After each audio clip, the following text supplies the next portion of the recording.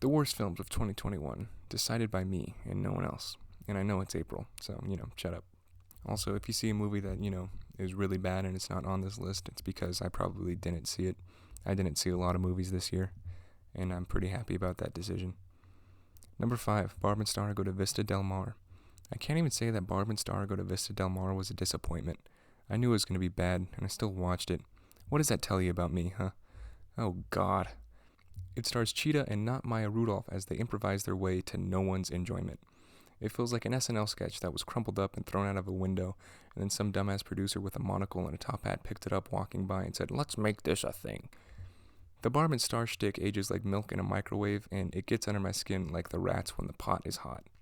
It's really built like every other stupid buddy comedy where in the middle two titular best friends disagree on something that doesn't matter, and then something happens by the end and they realize that their friendship was more important after all. Fuck your friendship. Also, Jamie Dornan is in this from 50 Shades of Grey, and he's trying to get with Barb like the whole time. All I was thinking about is that elevator scene in 50 Shades, but with Barb from Barb and Star Go to Vista Del Mar, and because of that, this movie gets a 1 out of 5. Number 4, Wrath of Man. I like Guy Ritchie, I really do. The man from Uncle slaps, and his earlier movies like Lock, Stock, and Two Smoking Barrels are a blast to watch. No pun intended. Instead of Lock, Stock, and Two Smoking Barrels, this film is more like Glocked, Cocked. No, that doesn't make sense. You get the point. It's bad. This film feels like a nursing home. You know when you visit your grandma and it feels like you're literally inside a stale loaf of bread. The air is so thick with death and other concerning smells. It's soulless. It's clearly a paycheck for both Madonna's Man and Hobbs and Shaw. It's simply boring, not shot well, and it's just a real step down from the quality I expect from the guy with the Ritchiest name. I couldn't finish it. 1 out of 5. Number 3, Halloween Kills. Evil dies tonight. Evil dies tonight. Evil dies tonight. It feels like that saying is tattooed on my cerebral cortex after watching this movie just one time. They say it so many times. Guess what? Evil doesn't die. Blumhouse fuels itself on evil, and actually baby deer legs. It can't run out of evil. This is the worst Halloween 2 movie since Halloween 2, and not that Halloween 2, the other Halloween 2. That's how bad it is.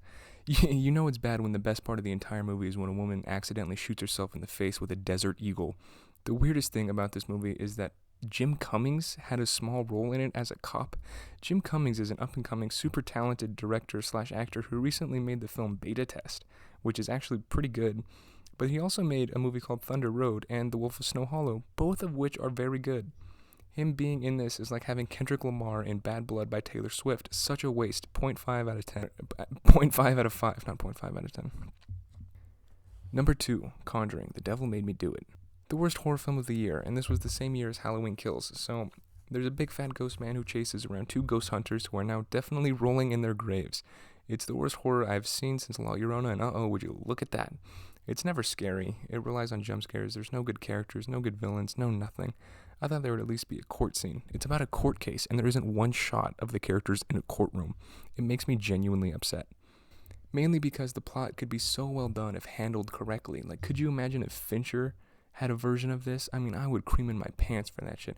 The only cream this film makes me want is rash cream. 0 out of 5. Number 1, Spider-Man, No Way Home. Just kidding. No, the straight-to-Netflix trash. I'm grouping it a bunch together. I'm talking about films like He's All That, Afterlife of the Party, The Guilty, which was a remake of a good movie, just so you know, and of course, The Woman in the Window. Now and then Netflix has a good one, but man oh man, this bullshit stuff they just throw together as vehicles for famous people so they can piggyback on their success. I mean, it's really just disgusting. Almost as disgusting as, well, my obsession with Addison Rae. You know I'm lurking. The Guilty is, well, guilty of being just like me compared to my brother. I came out 3 years later and was basically the same but way more disappointing. The Woman in the Window, like I said, is super boring. Classic Rear Window homage with a side of gaslighting and bad storytelling. Who cares? Does anyone care?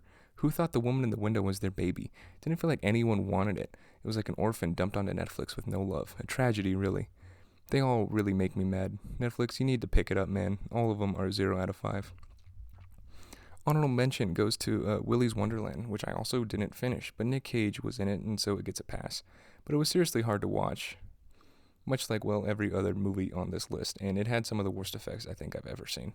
Some people like this, I don't know how. Anywho, that's the list. What do you think? Am I missing any? I probably am. Should I watch more Netflix movies? No. Where's the beef? I don't know. Find out next time on Dragon Ball Z.